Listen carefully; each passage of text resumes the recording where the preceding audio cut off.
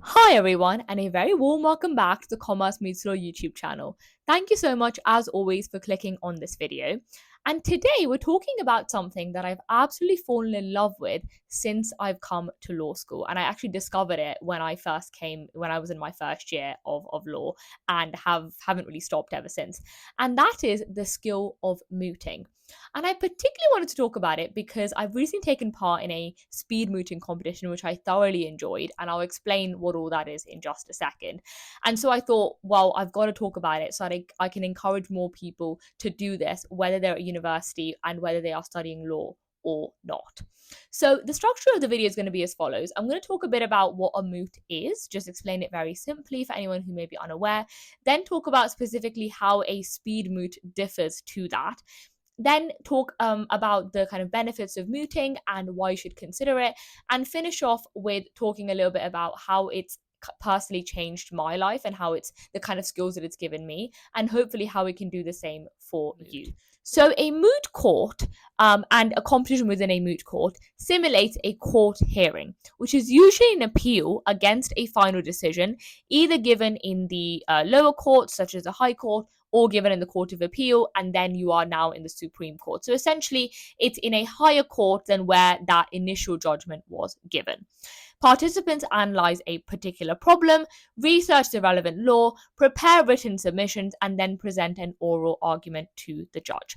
So the key difference here is between a mock trial, which is maybe a more commonly known term that you've heard of before, and a moot problem question, is that you're not arguing on the facts. You are not cross-examining witnesses. You are not trying to change the facts of the case. You are arguing on a point of law. So the appellant is essentially appealing against a decision by a lower court and saying why the judge was wrong. And the respondent is saying the opposite of that. They're saying that actually the initial judgment was correct and the higher court should respect that judgment. Now, moot problems are typically set in areas of law that are unsettled or have been subject to recent developments, meaning they're a little bit more contentious and the law on it is not as certain. They usually involve two grounds of appeal, which is argued by each side. And importantly, these two grounds of appeal will be on particular points in the law, and then you can go ahead and research particular cases and choose those which support your argument the best. Now, the procedure sort of imitates what happens in a real court. So the judge enters the room, the mooters and judge kind of bow to each other, give that form of respect. The clerk will announce the matter, so, the actual case. The mooters will give their appearances and will be called on to present their submissions. And then the judge will ask a question. This is known as judicial intervention. So the judge can intervene in the middle of your submission and ask you a question about anything that you've said. And then the court will adjourn, the judge will return, deliver a brief judgment, and then you have some feedback at the end. So, as the name suggests, speed mooting is shorter in speech and preparation time and offers the opportunity to moot without the lengthy preparation. So most speed moots might be a little bit shorter in terms of submission time. So if you think a traditional moot is anywhere from 7 to 10 minutes, a speed moot, especially in the earlier round, might be somewhere from 3 to 5 minutes. And in a speed moot, you aren't asked to do any research as such of the relevant law. Normally, a skeleton argument will be given to you, aka kind of a skeleton or a 2-page summary of the key points, the key cases, and also the kind of entirety of the judgment. So all you need to do is pick out some quotes, know the facts of your case, and then apply them accordingly. So it's more focused on your advocacy, on your ability to be able to handle that case material and kind of run with it, and also to effectively respond to judicial intervention if you're questioned on any of the points that you're trying to make. Now, this is also where you could probably get a lot more feedback at the end as well, because it's very much focused on how you can develop your advocacy as opposed to your knowledge of the law, which if you're a first or second year student, or it's an area of law you haven't seen, is probably not very useful, because of course it's more focused on in when you're studying the degree, it's more theory, whereas here it's more about that practical aspect. Okay, so a traditional moot, first of all, most importantly, gives you a lot of legal research skills.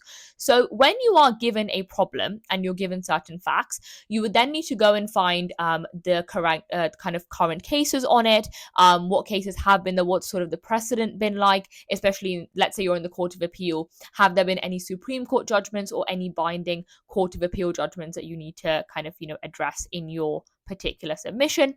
And it also gives you the ability to be able to then say, okay, what are the relevant quotes in this case from the judgment? What are the relevant facts that apply to my particular problem question that you're trying to address or your particular client circumstances? It also allows you to explore one topic in a lot of detail. So if, let's say it's on criminal law perhaps, and it's a particular area of criminal law, it allows you to go into that in a lot of detail, and as that allows you to explore that maybe even more so than you would do in your degree if you are doing a law degree. It's also, which was one of the reasons why I loved mooting so much, is an excellent way to revise. So anecdotally, in first year, contract law was not one of my favorite subjects to begin with. I found it really, really tough and really difficult at the start. And then I took part in a moot, and the first sort of PQ that I had to deal with was a contract law problem question on promissory estoppel. Any law student that has done that is probably, looking at the screen right now and feeling sympathy towards me. But I had not studied promissory estoppel yet in my degree, and so I was like, oh my goodness me, I don't know what I'm doing. But I went into it, I read the textbook, I looked at all the cases, and then when we actually came to studying that in class, I felt like I knew so much more about it because I'd gone into so much detail when I had to revise and learn it for the moot. So it is an excellent way to revise, and of course improve your CV all the same time. If you talk about even participating in mooting competitions, it suggests that you have an interest in the law and you have an interest in practicing the law as well. And also, it means that you kind of learn the process of what a barrister does from start to finish.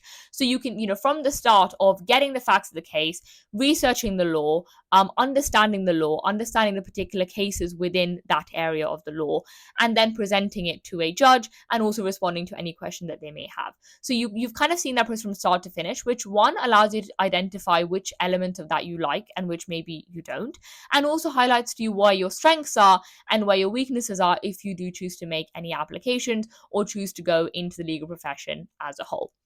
Now, for a speed moot, why should you do this? Because I was a little bit skeptical when I first heard of this term, and I thought, well, what's the point of that if I'm not doing any research?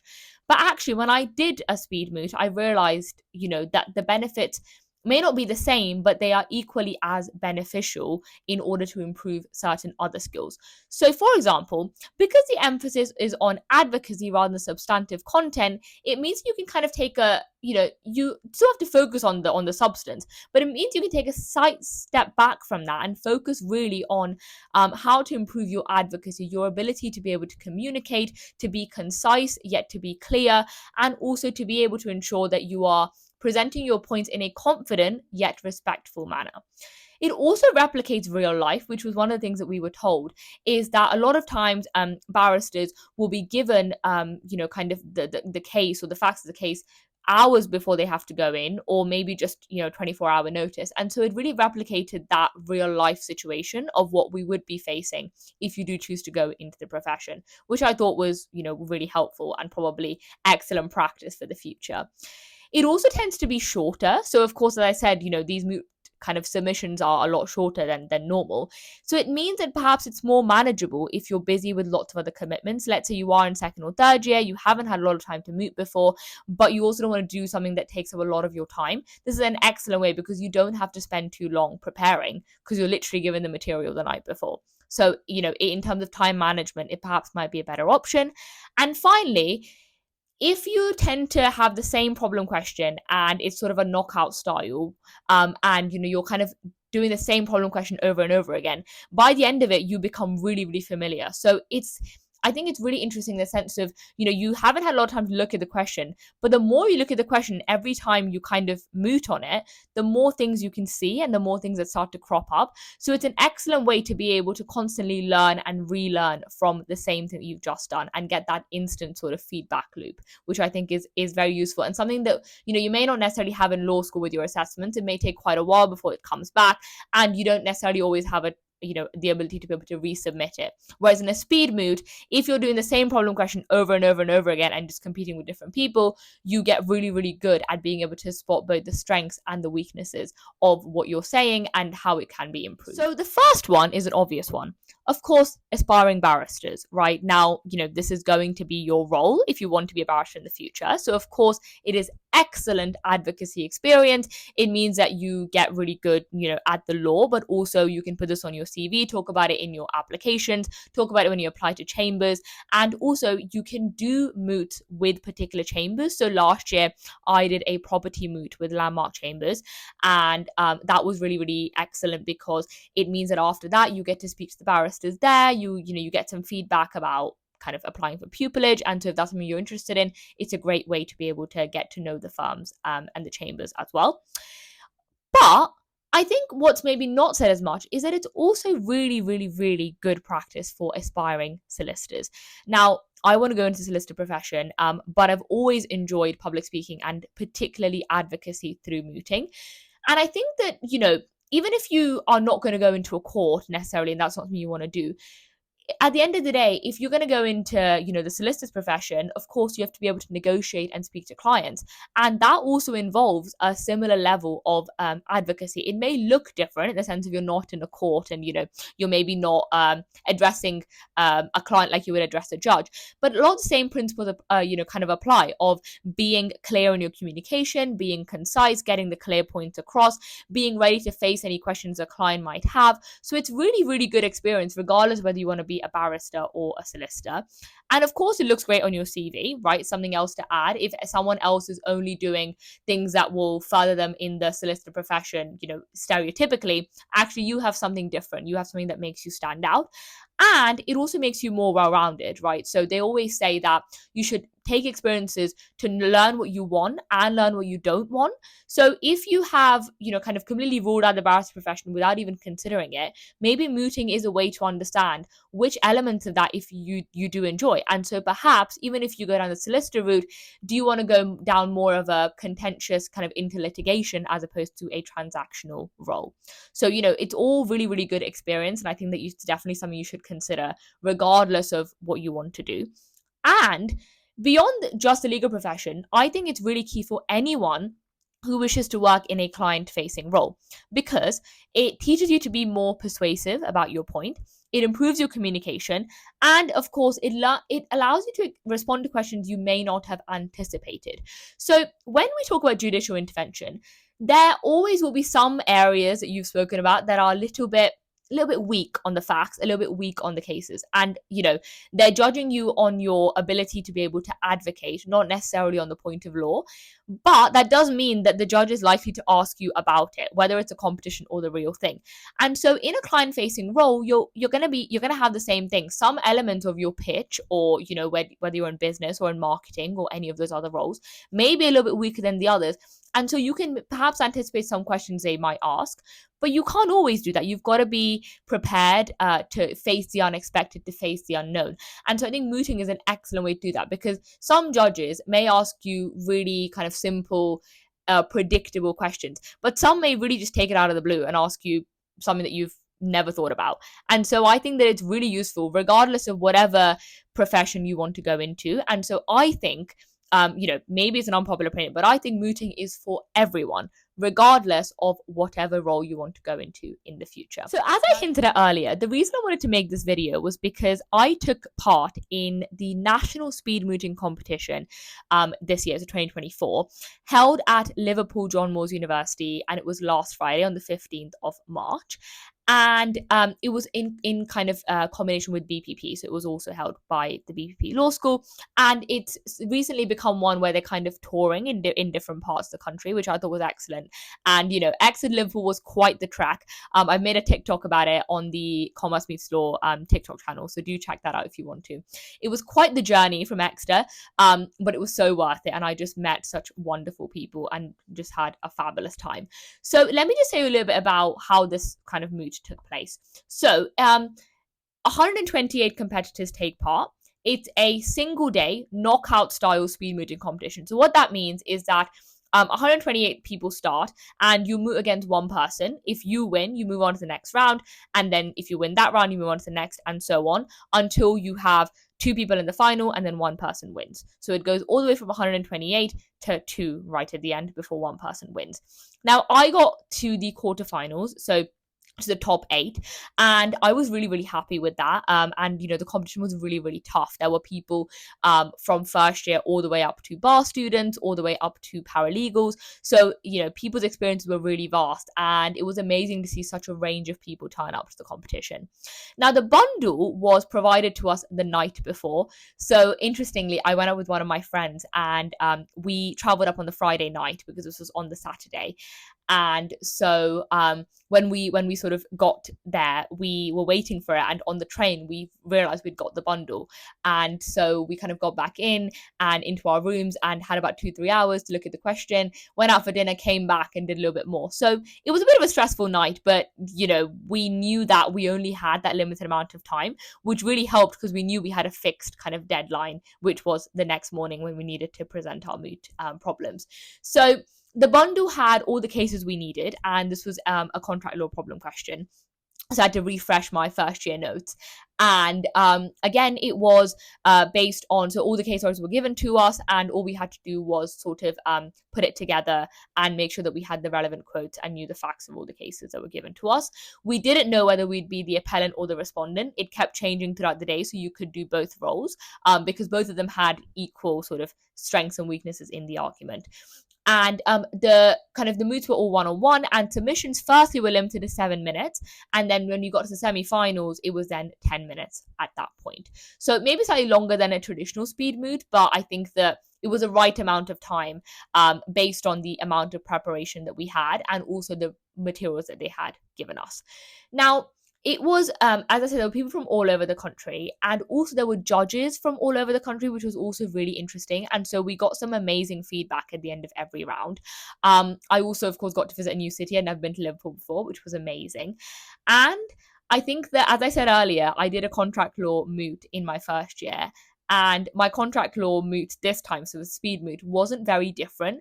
And interestingly, my memory is absolutely awful. But I could actually remember a couple of the points I'd made in that first year moot because I had gone into it in such depth that now I could actually just focus on my advocacy because I knew a lot of the law, even though I hadn't done contract law for a year, which I just thought was something that I really cherished, the fact that I had actually remembered that, and I'd learned it in a fun way. I'd learned it in a way where I had a competition to prepare for, which meant that it kind of just stayed in my brain and in my long-term memory, which is all we really desire, isn't it? So I think that overall the experience was just it was so enriching, and meeting them from everywhere, getting that feedback, constantly doing that same problem question, getting better at it every single time, really allowed me to develop my advocacy skills, and also to do so with people from all kind of backgrounds and all kind of ages, because it can be intimidating walking in there and seeing a bar student or someone who's been in the profession for years. But actually just knowing your material and being confident is something that you learn as you go through, and that's something you're going to have to know in life. There's always going to be people who have more experience than you and who have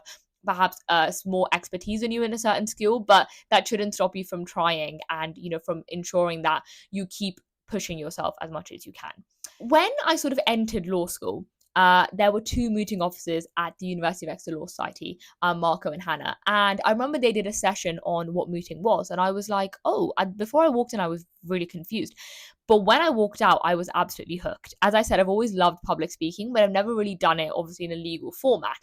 And so I think that that's sort of where my journey started. I entered the newcomers moot that was held at the University of Exeter, and then I did the all Exeter moot, which I managed to win. And I thought that that was really I was really proud of that because I didn't give up after newcomers. I didn't get very far in the first one, but I knew that actually I really enjoyed it and I just wanted to try it again, which just gave me the courage I needed to just go for it and think, well, the worst that can happen is I don't get through, but I will still be able to, get that revision in on whatever topic it is, and also ensure that I can continue to develop my advocacy. And then when we went to Landmark Chambers for property moot, I went again with one of my friends, and we didn't get as far, but again, it was a really good experience. And then, I got to the quarterfinals of this speed moot. So it really teaches you the ability that just because you win in one doesn't mean you win it all. Sometimes it's just your day, the competitors are better than you. Sometimes you could have given a better performance. At times it is luck in terms of what the problem question is, and if that's an area that you understand really well. But it's all a part and parcel of life. And I think that whilst other companies can teach you that, mooting is an example of knowing that you can learn that the more and more competitions you do, and it teaches you to stay grounded regardless of any success you've had in previous competitions. Okay, I'm going to start with this one. It may seem trivial, but I think it's really key. And the first one is, even before you step into the room, into the moot court, is dressing appropriately. Now, you're in a court of law, so you want to ensure that you are dressed formally.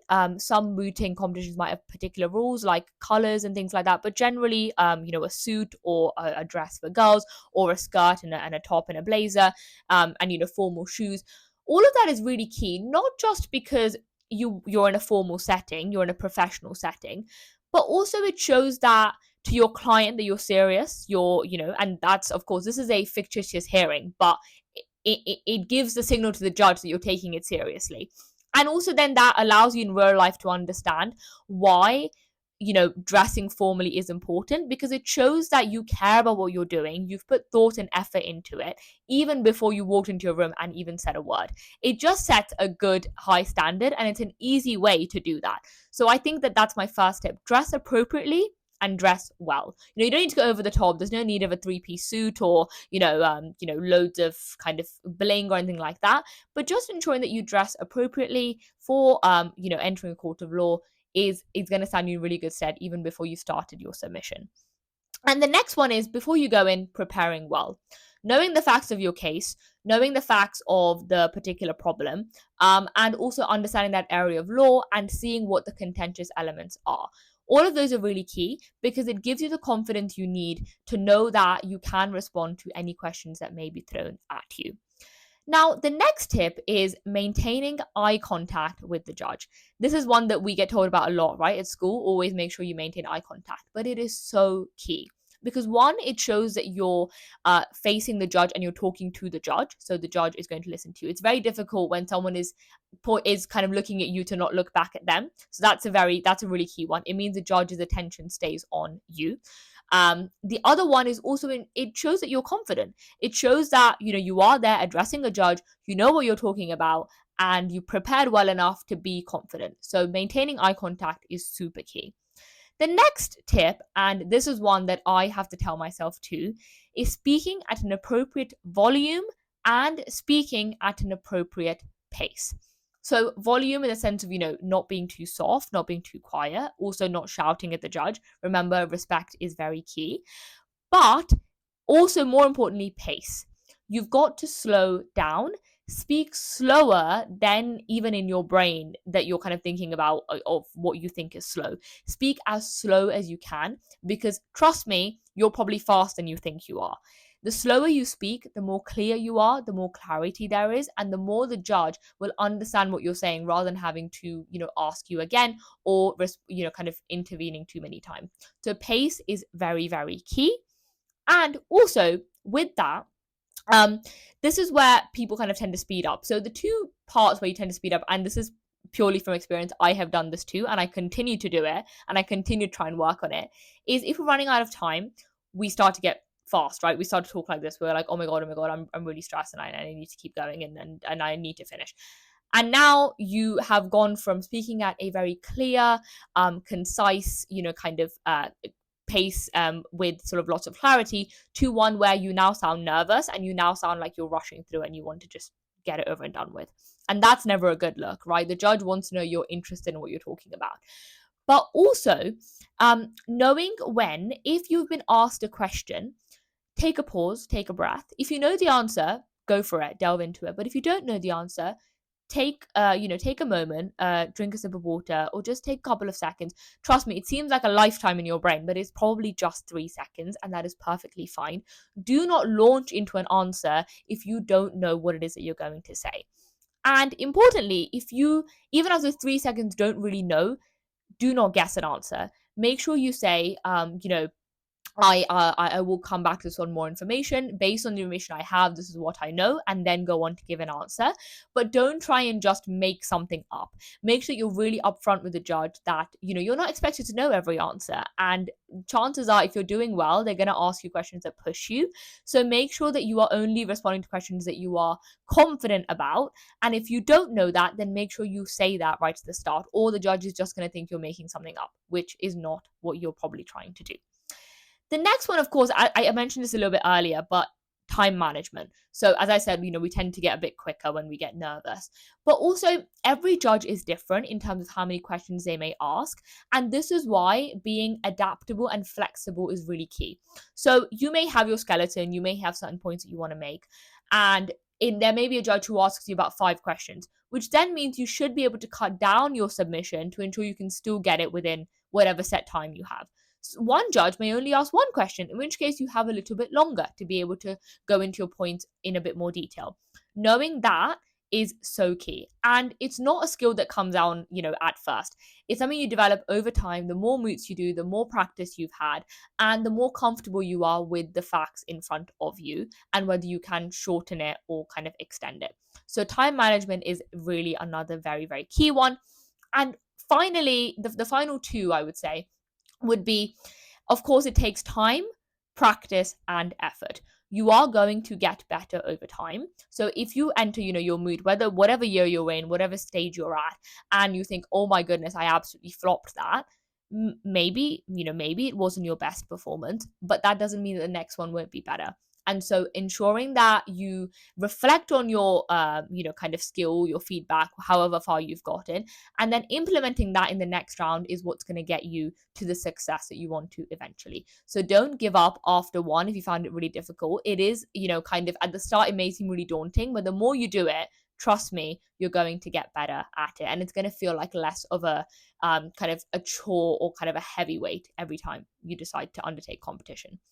And finally, enjoy it, right? So no one wants to listen to someone that hates what they're talking about. If you're sat there making a submission and sounding really bored and, just really upset by what you're saying, no one is going to enjoy that. That is not something that people want to listen to, even a judge. So I remember when we did this contract law question last week, one of my kind of opponents, one of the few pieces of feedback they got was, we know that this might be a slightly dry subject, but just try and sound a bit enthusiastic. And at the end of the day, you've got to remember, right? Judges are people, judges are human beings, just like you and I. They need some entertainment too. And so just ensuring that you make sure that you enjoy it. And that doesn't mean you're trying to crack jokes, because at the end of the day, we are in a professional setting and you don't want it to seem like you're not taking it seriously.